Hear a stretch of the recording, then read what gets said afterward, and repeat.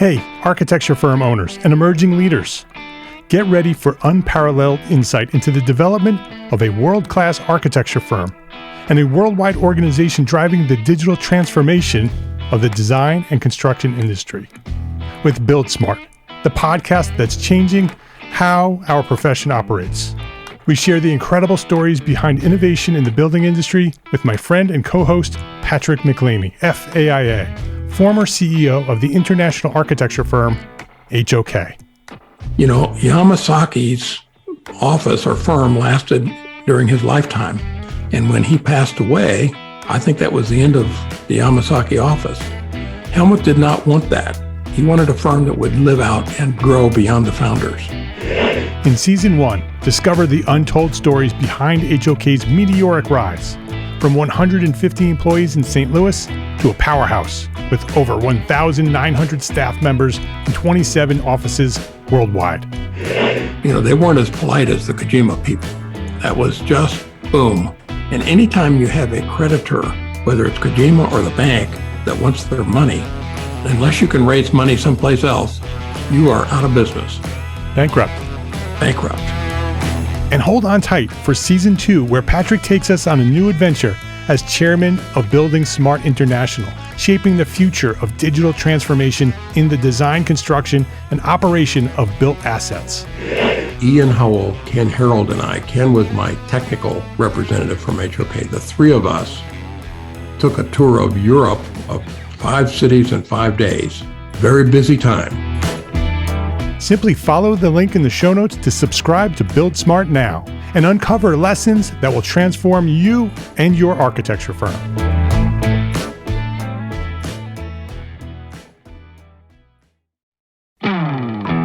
Hey, architecture firm owners and emerging leaders.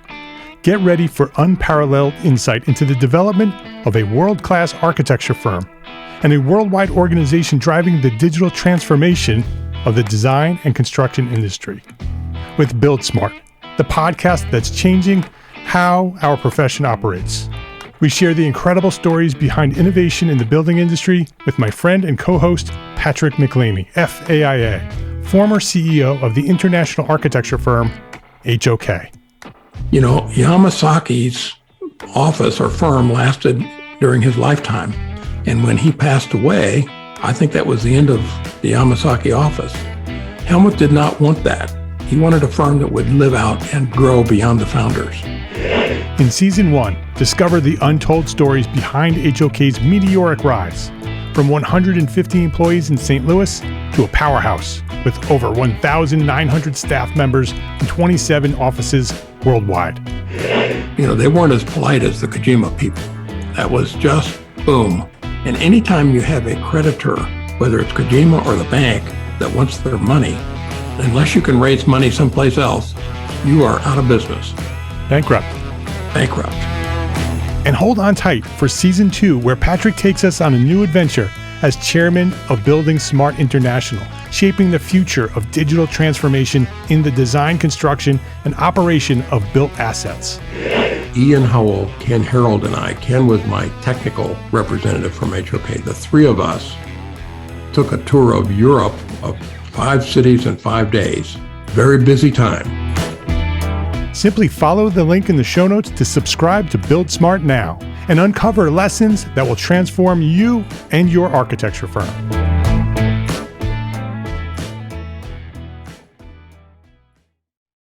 Hello, my name is Mark R. LePage, and you are listening to EntreArchitect Podcast, where each week I speak with inspiring, passionate people who share their knowledge and expertise, all to help you build a better business as a small firm entrepreneur architect.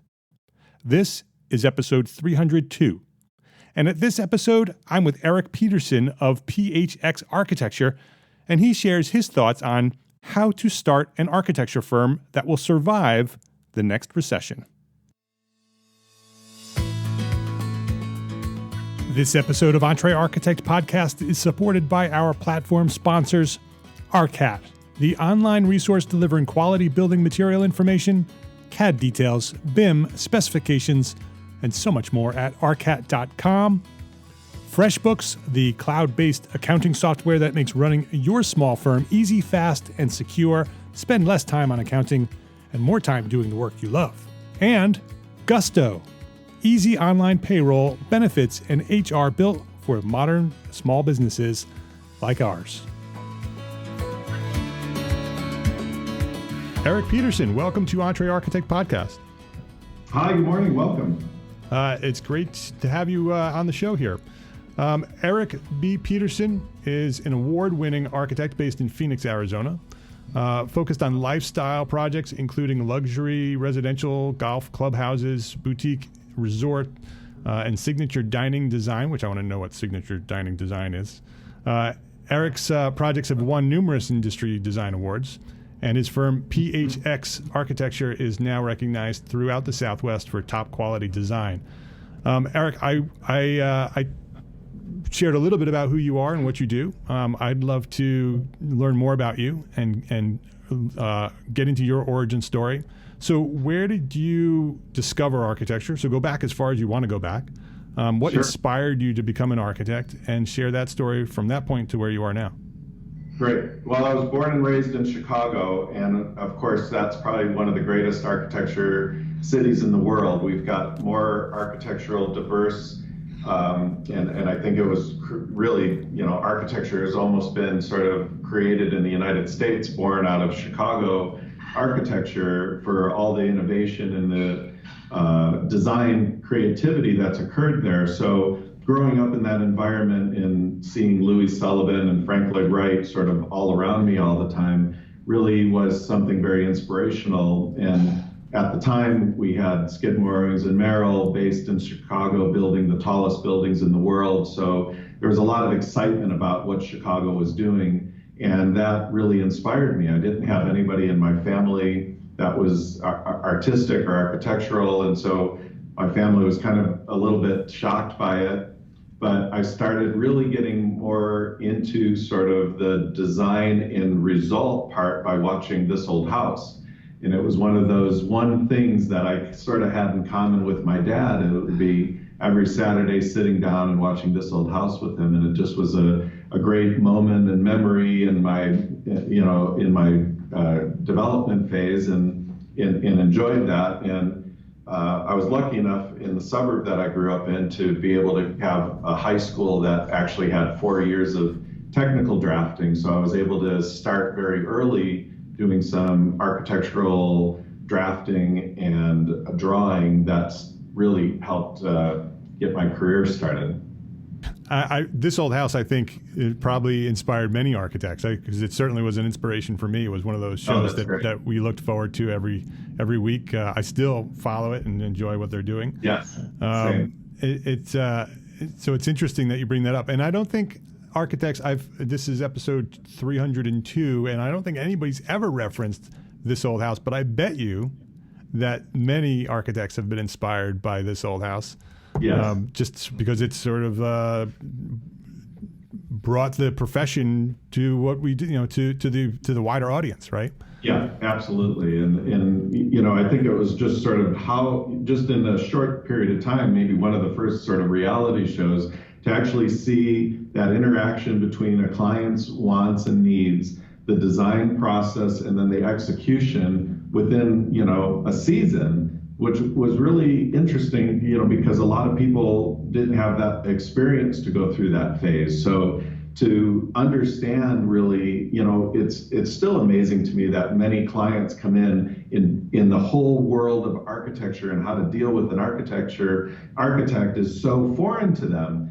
And this was one of those ways that people, I think, really got to understand what we do and how we do it, and what value we bring to them in this process. And I think that was super important to our profession. Yeah, and they always highlighted the architect. They always introduced the architect, and it was part of the process. Whereas a HGTV or DIY television, very often the architect is sort of left out of the story.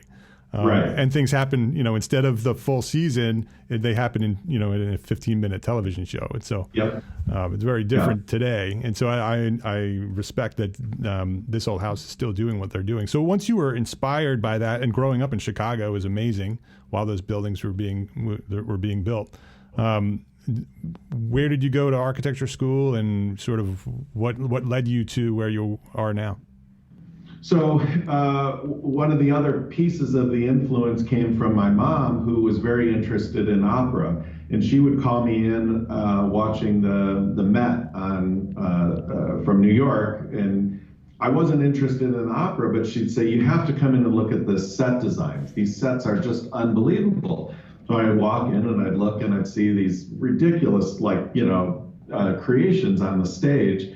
And that really got me excited. And when I ended up going into high school, a few of my friends were in the drama department, and they got me sucked into the backstage crew. Yeah. And they quickly saw the talent that I had, and I started designing the sets. And before you know it, by my senior year, I was fully engulfed in designing all of the sets, leading the stage crew for the construction, and actually stage managing the production. So I became very heavily involved in that aspect, and already was then doing drawings, watching the construction, and then seeing that gratification, as the curtain went up, and people were just amazed by what we've created. And so there was that immediate oh my God, this is what I want to be. Yeah. And so I didn't want to go too far away from home, and I wanted a more practical based education as opposed to a theoretical based.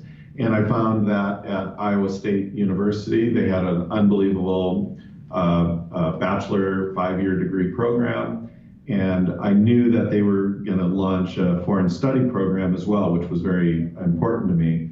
So I chose that school to attend, and during my junior year, went on the Rome Foreign Study Program. We were the first. It's now an acclaimed program in the United States in Rome, and I got to study in Rome for that semester and travel all throughout Europe, and that really, I think, just sparked me in sort of my original method of thinking was that I would be a suit and tie guy living in downtown Chicago and working for Skidmore, Owings and Merrill in the Sears Tower. And at the end of school, I was completely in a different mode, didn't think that was the direction I wanted to go, and graduated and moved to London, where I got a job with Terry Farrell Architects, one of the top architects in London, and AutoCAD had just started making its mark, and so I was the only drafter in the studio that knew AutoCAD, and I had a great American accent to them, so it was kind of a really cool place to be at a great time. And I worked there for 9 months, and knew I wanted to sort of create a new life, and looked to Forbes magazine. They had Phoenix as one of the top 5 states of growth, and they had a great architecture program. And so I said, let's just move to Phoenix and see what happens there, get a master's degree and integrate into the community. So I moved here, got accepted into the program, and my first week at school, I told my professor who was setting my program up that I would need a job. And he says that he's a principal at Taliesin Architects, Frank Lloyd Wright's firm. Yeah. And I have the summer internship. And so that was just launched everything for me here. Yeah. Yeah. So growing up in Chicago, seeing that, architectural mecca, happen. Yes. And then going to Rome again, all architecture, right? Historic and actually even modern architecture. And then coming back to London and being in London, and then finding your way to Phoenix and working with Taliesin. All of these amazing influences, really, I'm sure it has molded who you are and what you do today. Yeah, absolutely. And I mean, I couldn't have I had no plan for this. These things sort of, I kind of put it out there and they just sort of fell in my lap, and I was able to move on them, but they really helped create who I was. And then sitting, as a young architect in that studio of Frank Lloyd Wright's and working on some original projects that Frank Lloyd Wright had designed but had never been built, like the Monona Terrace Convention Center in Madison, Wisconsin, was just such a great, thrill to be able to be in all of that energy in that location, which is, people were walking through every day taking pictures because it's a museum, working museum as well. And it was really great. And I feel like in Phoenix, at least, that it's that sort of 6 degrees of separation game with Taliesin. Almost every architect in town within 6 degrees is connected back to Taliesin architects in some way. And so it immediately integrated me into the architectural community here in the Phoenix area. And I stayed with Taliesin for a year and a half. And one of the apprentices left to create a new firm, and I went with him to help create that firm and mentored under that architect. And we created one of the top firms in Phoenix, doing high-end residential and actually getting into golf club design. And during that time, I did my mentorship and became licensed. And we started an office in Beijing because my boss was from Beijing. And so we did a satellite office over there where most of the production was being done. And then we had about a 20-person firm here. And I really got to know in that 7 years, what it really meant to sort of be an architect, running a firm, and how to get work and how to care for clients.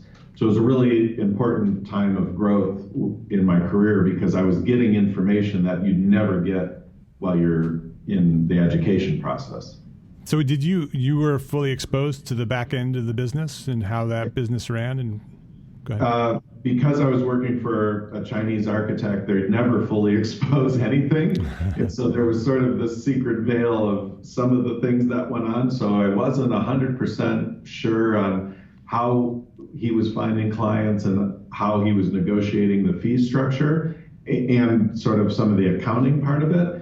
But I was understanding sort of the architectural business end of it on, we have, 6 months to get this done. We've got a fee of $100,000. And, so how does that sort of plan out? And we had the resource of using the China office to help get things done with less budget on the labor force.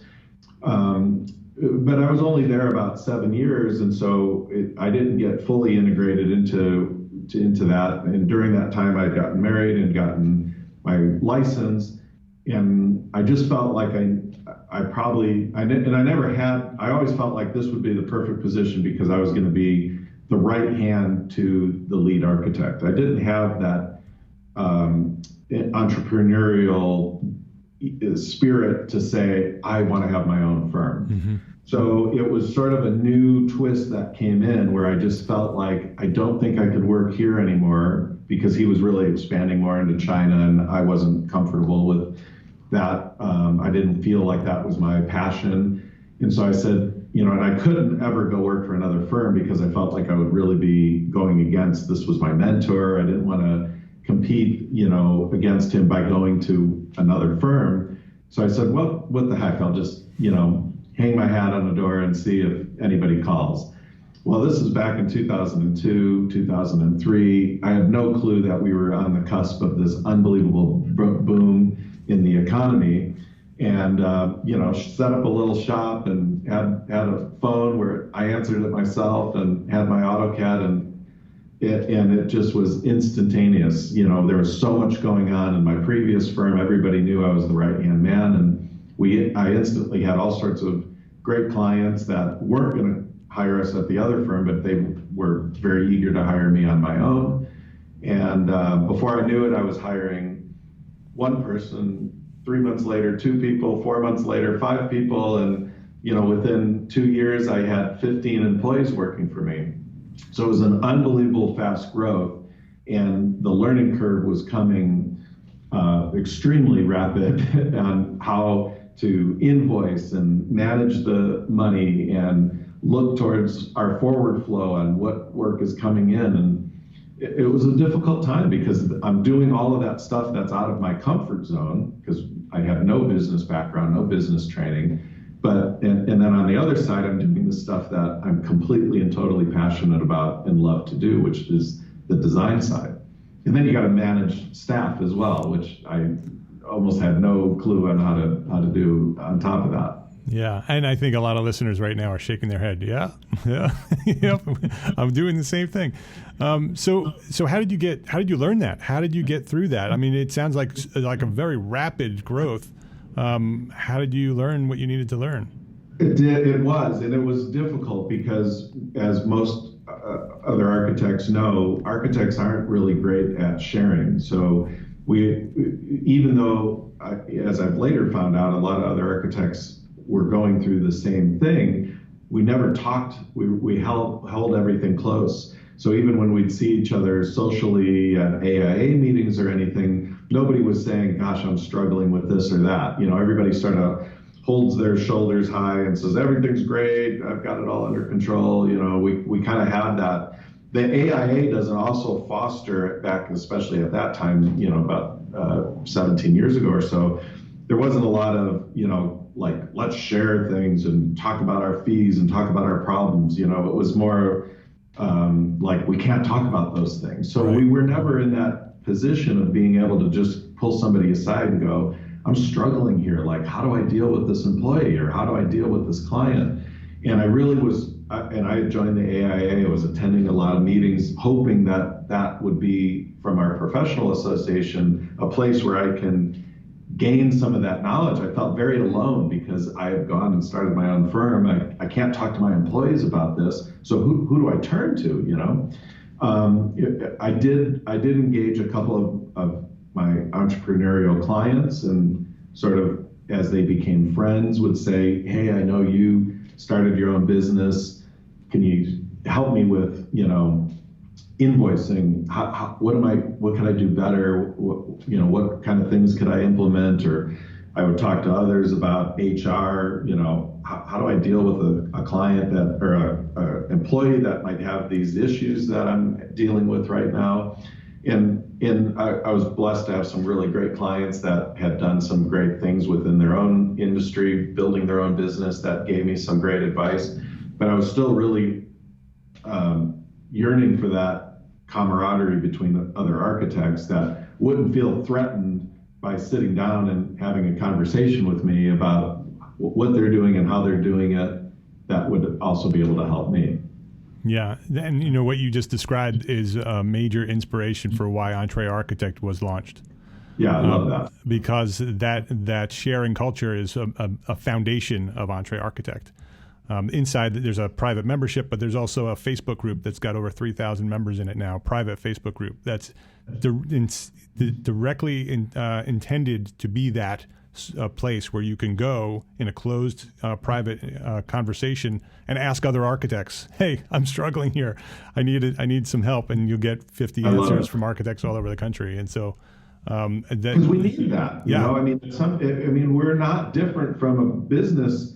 In businesses, different businesses, they have leadership groups, they have, young professional groups. It's not uncommon that a bunch of business leaders get together and share, their common concerns or problems or solutions. But for whatever reason, architects never felt like, we can't do that, Right. They're my competitor. Like, I might lose a project to them, Yeah. And that was the culture. I mean, that was sort of encouraged by the AIA to be secretive and not talk about money and not talk about the way you were doing businesses. And architects sort of inherently, because of that culture, have become very closed and private in what they're doing, including their struggles. They sort of hid those struggles, like you said. You sort of walk into the AIA meeting, like you're conquering the world, but truthfully, we're all struggling because none of us know how to run businesses. It's when we first start. And so I think that culture is shifting a little bit. I think through the internet and these types of connections, some of that's changing. I think the focus on business, and even the AIA is starting to talk about the B word. They're also talking about business now. And so a lot of that is changing. So I'm inspired by that. We will be right back to our conversation after this quick break to say thank you to our platform sponsors here at EntreArchitect.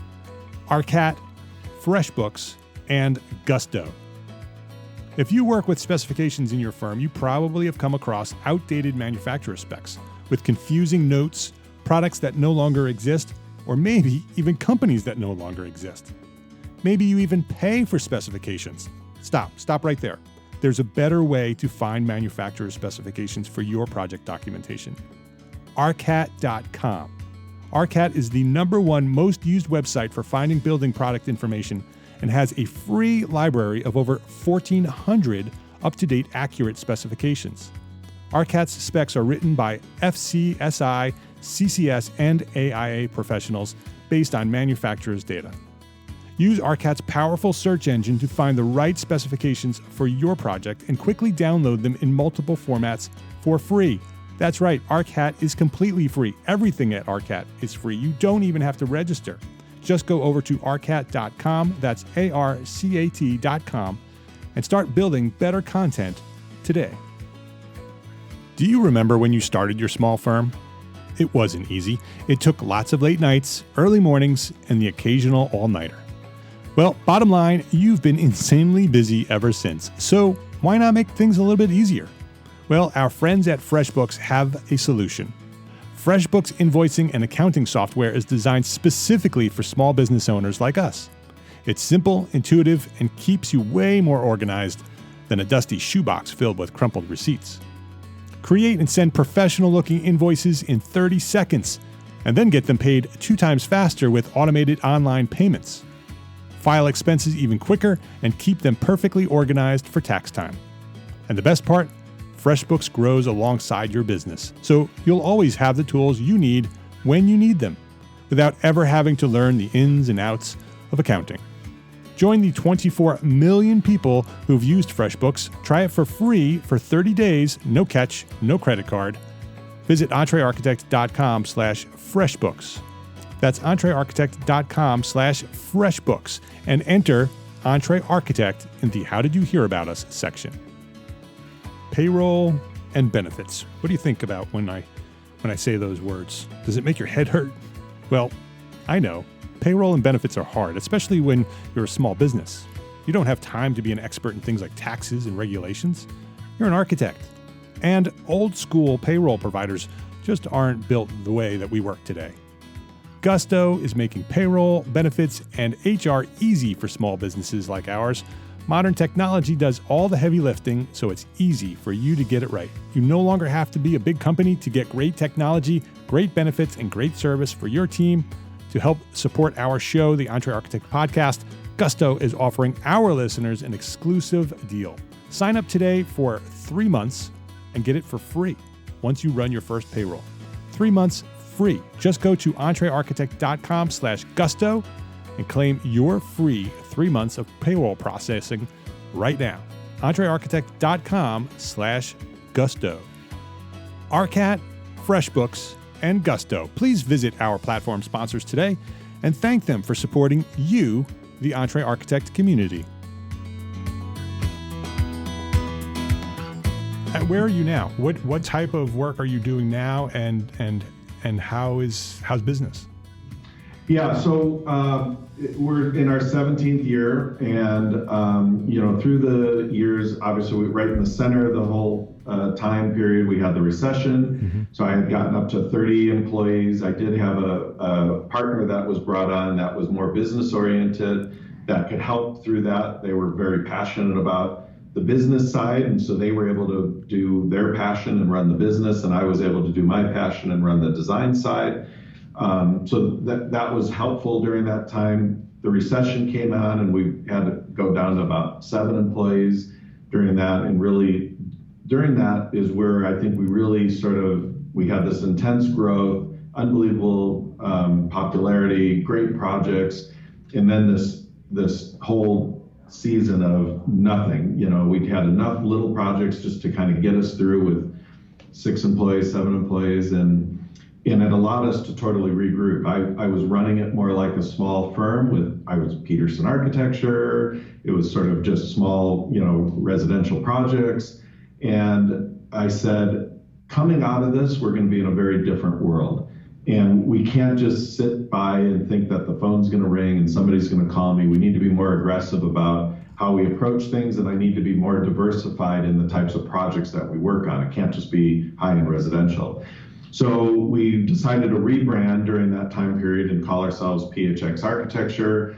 I was also very passionate about I had done some golf clubhouse work, which is also sort of in the realm of sort of a big custom home. Yeah. So I said, I want to focus on boutique hospitality, which would include small resorts, individualized restaurants, not chain restaurants, and golf clubs, because they all really interconnect together. Hotel lobbies have restaurants, golf clubhouses look like homes but have a restaurant. So it was really all the same type of thing, and but it would allow me to be those types of projects have to constantly renew themselves every 7 to 10 years. So I knew I would have a steady amount of work if I became known for that type of product, and I would still be able to do the custom homes that we're doing. So by rebranding during that time period, number one, we were the only person doing anything during that time. So I got tons of press. I was on the cover of business journals. I made magazines because they were searching for any good news that they could possibly do. And so it was sort of not purposeful, but it just ingeniously happened that I got tons of press. And when we came out of the recession, people were like, they knew about me because I'd sort of gotten a lot of free press during that time period. And we started picking up projects faster than everybody else. I changed from having a partnership because I felt by that point I sort of known enough information, and my kids became teenagers, and so my wife was able to come into the firm and help with the on the business side of things. We implemented a software program called Jira, which was specifically designed to help not only project manage, schedule, but also was integrated, customized to our firm to do the invoicing and time tracking. So all of those things sort of together really, were things that we had learned from the past and the mistakes that we made to really set us forward focused and forward thinking on what we wanted to do in the future. And today you're doing all of that type of work, and you're about how many members in the firm now? Yeah, so we're back up to 30. The way we've structured it is that I've got one principal that manages the residential staff, one principal that manages the hospitality staff, and then my wife manages about 5 people on our admin staff, plus oversees the human resources side. So I'm able to really sort of manage about 5 people, and then each principal has their team of about 10 or so. And that then allowed us to expand into another market. We pretty much work throughout the Southwest, but I specifically decided to go and physically have a presence with a satellite office in Beverly Hills. And I've got 2 employees in Beverly Hills full-time and 28 in the Scottsdale headquarters. That's very interesting. As you talk about the history of your firm, you talk about how you launched your firm and it grew very, very quickly, and then there was the recession, and then you had this opportunity to sort of rethink things and then grow again. Yes. Do you sort of see that as two different halves of your firm? Do you sort of see that recession as an opportunity to sort of redevelop what you're doing and rebuild it? Yes, it completely was. And so the first phase prior to the recession I was very optimistic. I just never thought anything would change. The work was flowing in at a steady rate. We were on top of the world, but there was nothing strategic. It was just mouth open, everything coming in, hire, take the client, take a client, take a client. Nobody was watching if they were being profitable. Nobody knew if we were over the schedule. It was the happy years of just like everything happening and nobody really watching what was going on. And then, and I had really felt like all my employees were family. So when the first signs of the recession hit and everybody was panicking, I was like, no, nothing's going to change. We've always had work coming in. Everything's great. Don't worry about it. And I went way into the recession too far before I knew I had to make a change. And it was literally on a, Black Friday type event where over half the firm had to be let go. And we had gone significantly into the bank account during that time to have that happen. So it was really, really tough. And that sort of gut punch was a wake-up call that said, I got to use this time, and we had a lot of time to really come out of this and be very strategic.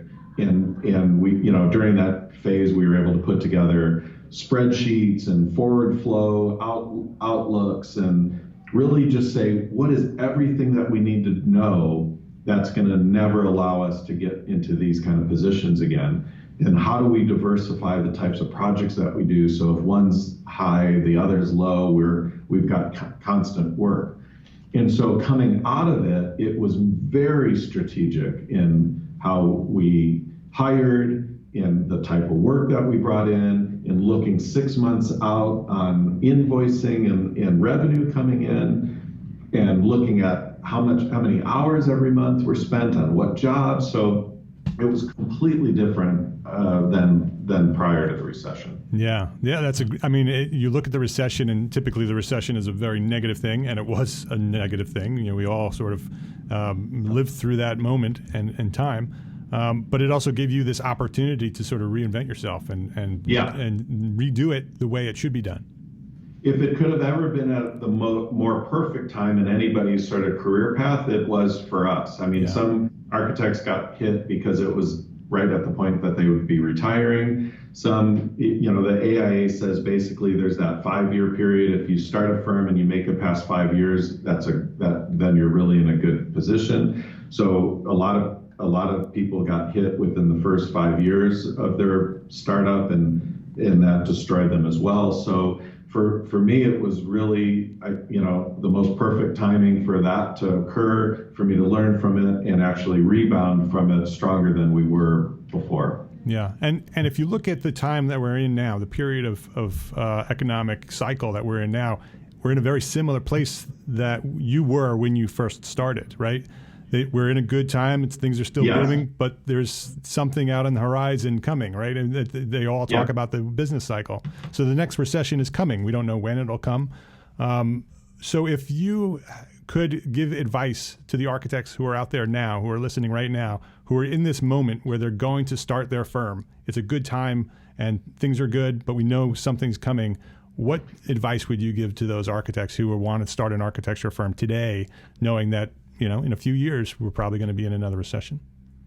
Right. Yeah. Number one, just being able to look in advance, right? You can't just be 1 month ahead of it. You have to be 6 months ahead of it, and even a year. So you have to have your plan on what's a year out, what's 6 months out, what's a month out. And whatever that ability is, whether it's an Excel spreadsheet or, a Jira is a very expensive program, but some way being able to understand where you want to be and what has to happen. And so the minute there's signs that something's changing, you can make adjustments very quickly. For us, it meant being diversified. Now, that might not be a solution for everyone, but you have to be able to say, if I'm only doing one thing, and if it's residential, and I'm only working with 1 or 2 builders, or however you're finding your work, that may be a problem in the future. So if you just want to stick with residential, you need to somehow figure out, don't put all your eggs in one basket. We all hear that all the time, and you kind of think, oh, this is going to go great forever, but it just won't. You have to be prepared to say, that guy, something could happen to that person who I'm working with, and the flow of work's not going to be there anymore. Then what am I going to do? So being a little bit more diverse, for us, really, not only in the type of product, but hospitality and residential, which merged really well for us together, but also in location. So we're in Los Angeles, Arizona, and Texas as our 3 major markets. And normally, those 3 markets will not all crash at the same time. I don't think we'll ever be in a situation like the Great Recession where everything across the country stops in all markets and all times. So as a slowdown starts in California, we're a year behind that in Arizona and a year behind that in Texas. And by the time that hits through Texas, California will be back up again. So I could have this sort of rolling work that ends up allowing me to have steady work, but it might change from location and it might change from product type. And as long as they're not too, we don't do hospitals, we don't do education, we don't do libraries and museums, because those are such a huge divergence from the core. I feel like it's hard for an architect to try to say we do everything, right? Because it's so hard to do everything. So I think you have to pick a good variety of things that really connect and overlap and do really great at that. And you have to find a real way to express the value so that even in hard times, people go, that guy is the guy who I'm going to go to, because out of everybody else, he's providing or she something that's so valuable that I can't do without it. Right. So that's the biggest problem. So diversification, but still as a target market. So you still have an identified target market that sort of overlap with one another. And so, yes. So you're not a generalist. So you are a target market, but you are diversifying in order to sort of balance things out. The idea of regionally diversifying as well. Much easier today with the technology and the internet connections that we have today. We could do that in a much easier way than we once could. So strategic planning absolutely is a must if you're going to start your firm, and sort of diversifying the type of work that you're going to do is another. When you first started your architecture firm and you were in that moment where you're sort of everything is good, was there any fear starting that architecture firm, or did it just everything sort of work out and you just rolled with it? No, it was complete fear. Yeah. Complete, because I really, on the business side, I didn't have any clue. And I just had this faith that it'll come to me. I did have a brother-in-law that was very much on the business side of things, and I had him as somebody that I could look towards and give me some advice, but he didn't totally understand the architecture business. He came at it from a strict sort of normal business operation, and there's different nuances to how architects bill and how we price things that is different from sort of just general business knowledge. And those nuances, it just takes time. Somehow you have to get that. Now, over the years, there's books that have come out that are a little bit more about how to run a business, and those things have sort of opened up over the years. And I've been able to find some really great friends locally that have also been going down the same road as me, and we get together sort of quarterly for drinks or dinner and just sort of share, ideas and thoughts, and hey, this worked for me. And we've even gotten to the point to call each other or warn each other when a client might be out searching around and trying to lowball or pitch two guys against each other, and they'll call and say, this person's a nightmare. You're like, don't lower your fee. They're going to try to pit us against each other. So you need that. That was something that was so important for me to have, so that I didn't feel like I was alone in this. Yeah, the temptation to start an architecture firm because it's a good time, and the work just starts coming in. The temptation to not stop and do a plan, even though you should, because you hear you should. You're starting a business. You should put together some sort of strategic plan.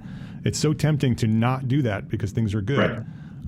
But it's essential, right? You have to do that, and that's a lesson that you learned and had the opportunity to redo when you redo. And always in this time period, especially when you start bringing on employees, you get to this timeline, and there's always such unbelievable amount of work out there that every employee decides, oh, this is easy, I could do that. I'll just leave this guy and go start my own thing and I'll get all sorts of projects. But what they don't, yeah, sure, that's easy. And that's one job right now, and that's going to do great for you. But, then you got to start looking 2 years down the road and 3 years down the road, and where are you going to be, and how are you going to get that next job and the next job and the next job? That's where it really gets tough. And a lot of people don't think about that. They're just so excited, like, yeah, I got this guy, I'm going to go do it. And when you go do that, you forget that suddenly half of your time is now involved with running a business, and sometimes even more than half of that time. And so you go, oh, I could easily do that. Well, now you take half of your time out. Like, that's not that easy anymore. Yeah, yeah. So what's the future look like for PHX architecture? So, like I said, we're approaching our 20-year anniversary. I'm 50 years old now, and I didn't feel like, we really reached a nice pinnacle here locally in Phoenix. And I said, is the next, 20, 30 years of my career, am I here? And am I just sort of level, and I'm on cruise control? And I didn't feel like that was enough for me right now. And I didn't feel like the great work that's happening here in Phoenix is really recognized anywhere else within the country. And when I reached out to a number of national magazines and press, everybody was sort of in the same mode, like, well, we're not interested in Phoenix. It's not an exciting market for the rest of the country. And so that sort of bothered me. And I said, well, what can I do to do something different? Because I'm not happy just staying level for the next 30 years or whatever. And so a number of people had said, well, you need another market, either LA or Chicago or New York. And LA being, an hour flight away was sort of the easiest target. And so knowing that my wife was going to be coming into the firm and helping manage, that allowed me to do a little bit more away time. So I went and looked at, and have now started 2 years into a satellite firm in Los Angeles. And so now that adds to the complexity of the business structure, because we've got the LA office, under a separate entity, LLC structure, that because you have all sorts of new California laws and rules that you have to abide by for businesses and employees. And the goal is, because fee structures are almost 3 times more in LA than they are in Arizona, that, we could start picking up some work and be very competitive there with a workforce that's based in Arizona, and pick up projects that are now in Los Angeles and take this to a new level. And certainly during that time period, we've been very strategic, but just with that Beverly Hills business card now, we've been published nationally. The magazines are more interested in us. We're published in Wall Street Journal, Interiors Magazine, and suddenly it starts to put us on more of a national stage, and bring our work to sort of a greater public and be known more. And not that anything really has changed, other than we become more global when we're not just in one city. Yeah. And so we're in a new learning curve on the business side of how do we now track the 2 offices. Right now the Scottsdale office is still mostly carrying the Beverly Hills office because of we're in that growth period. What's going to make that LA office then a success? How do we measure that? How long do we let that go until we know that? So it's, we're in a very exciting phase. It's sort of rejuvenated me. I'm very excited again for where this could go and what we could do, meeting a whole bunch of new relationships that we're building now in LA. So it's sort of giving me another lease on life for the next phase. Yeah, very interesting. So it's like the 3rd phase of PHX. It's right. Very interesting. So what I'm going to ask you the question that I ask everybody. We've done over 300 episodes now. 250 something people answered this question, and everybody answers it differently. Because it's very open-ended. So what is one thing that a small firm architect can do today to build a better business for tomorrow? Yeah, and I think we talked about it a little bit. I think you have to be looking always at tomorrow, and you have to know where you want to be and what the plan is to get there.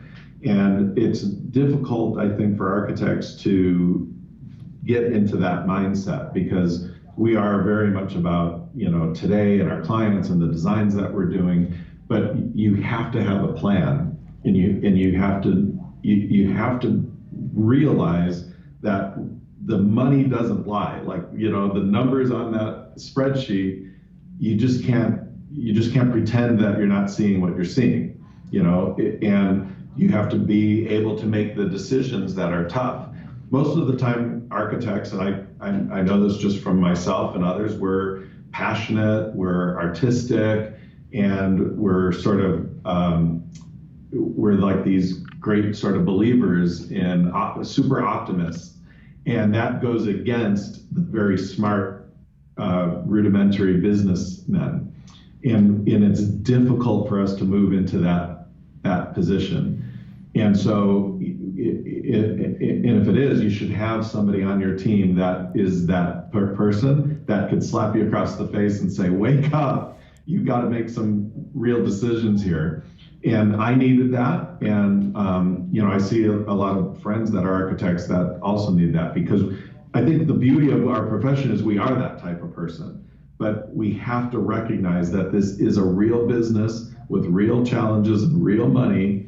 And you have to also be able to be that person too. Amen. Amen. Totally agree. Exactly. I'm not going to even comment on it. It's perfect. I actually tell, I stay involved with students. We always have interns. I stay involved with the Frank Lloyd Wright School at Taliesin. And when we have students come in or talk to high school students or even college students, I urge them to take business classes, or even just to get a straight up business major, because they already have the talent and the passion on the architecture side. It boggles my mind that they spend 4 more years going to just increase that skill when they already have it. And I go, get the skill of being a businessman, and then maybe do a master's and just fine tune that creative side. But you already have that. You don't have the business side. So come out of it as a business major and then launch into the career. Yeah, exactly. Great advice. The website is phxarch.com, phxarch.com. Eric, this has been a really interesting conversation.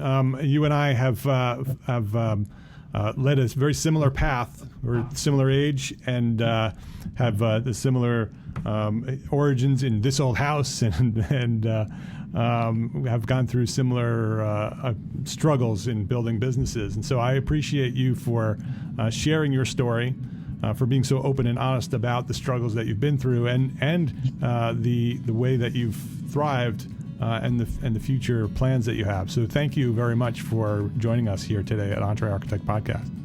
Great. Thanks so much for having me, and thank you for what you're doing for the architects that need this help. You're welcome. So you just listened to episode 302. If you'd like to access the show notes or share a link with a friend, the episode number is 302, and the link is EntreArchitect.com/episode 302.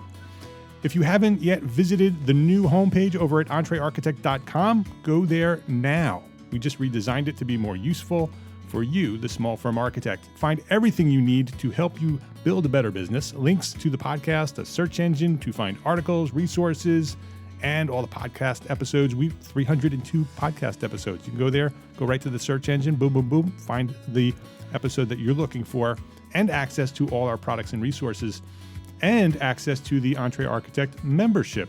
If you are not yet a member, you need to join us right now. Each month, we invite an expert into the membership, and they present a 60-minute training webinar on the most critical topics of business, leadership, and life as a small firm architect. In January, our EntreArchitect expert will be Michael Ringel of Strategies for Wealth, and he will be training on a very popular, very requested topic of firm transitions, exit strategies, succession planning, all that stuff that we talk about. How do we How do we move our firm from one ownership to another? How do we exit our firm with some value, some wealth?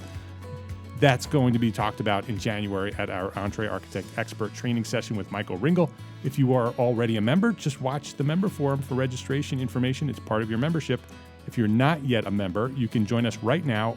It's right there at EntreArchitect.com. You can go join us. It's all there, all in one place. The blog, the podcast, the resources, and the links to join us at EntreArchitect. It's all there waiting for you at EntreArchitect.com.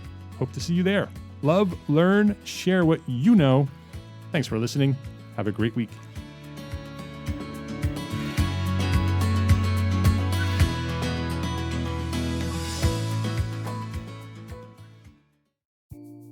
Imagine earning continuing education credits while doing exactly what you're doing right now.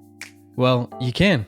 Gable Media has revolutionized the way you earn your continuing education credits with a groundbreaking approach. Forget running around town and scouring the internet for credit-worthy courses. Fulfill your CE requirements effortlessly by listening to engaging podcasts just like the one you're listening to now. Our podcasts are designed to educate, entertain, and inspire, all in a user-friendly environment. But wait, there's more. Architects, Gable Media is also approved as an AIA continuing education services provider. Upon completion, we handle everything, from reporting your hours directly to the AIA to storing your certificates in your personal Gable Media profile for your self-reporting needs. So follow the link in the show notes and start earning your credits in the most innovative and entertaining way possible with Gable Media. Attention architects and creative minds, get ready to supercharge your brand with Build Your Brand, the podcast that's unlocking the secrets of branding success for creatives. Hey there, it's Mark Arlepage, founder of EntreArchitect, and I'm inviting you to join my friend, architect marketing expert Jeff Eccles at Build Your Brand podcast, where he explores the captivating stories of the world's top brands and transforms their lessons into powerful moves for small firm architects and creatives like you. In Season 1, Jeff shares the thrilling tale of Southwest Airlines, where he dissects their journey to the summit and distills it into strategies tailor-made for you. It's important to keep in mind that companies like Southwest compete in the real world, just like you, and face real-world challenges, just like you. You might be surprised at how similar those challenges are to the struggles that you grapple with on a day-to-day basis. Don't miss out on your blueprint for success. Subscribe, tune in, and let's build your brand together.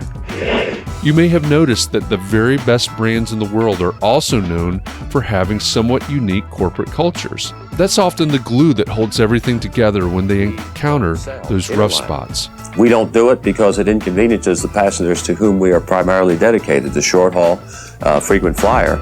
Follow the link in the show notes to subscribe to Build Your Brand today. Remember, no matter the size, the journey's the same. Your brand's journey to the top starts here.